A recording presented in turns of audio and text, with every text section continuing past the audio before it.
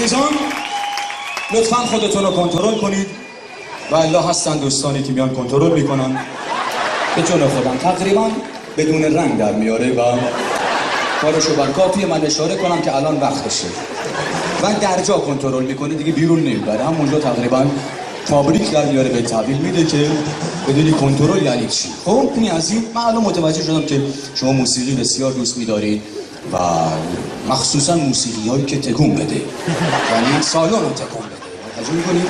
حالا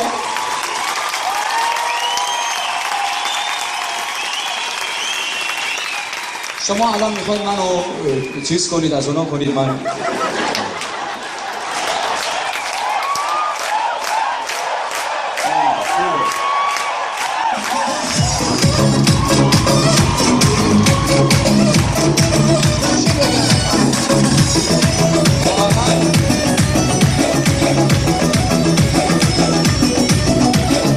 تکون بده تموم شد دیگه. الان دیگه میبینی تکون نمیدم یه جا واسطادم مثل بچه آدم دارم کارم انجام میدم.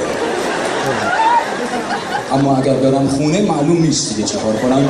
ممکنه تا سحر بشینم نیایش کنم و کار دیگه نکنم تا فردا حتی به جون خودم. ببین آقا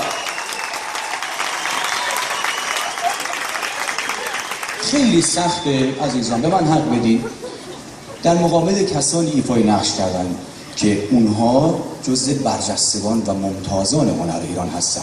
یعنی من چطور میتونم هنر طنز ارائه بدم در مقابل یکی از امپراتوران و سلاطین طنز ایران، مردی که محبوب قلوب ایرانیان است به خاطر انسانیت جناب اکبر عبدی. اینجاست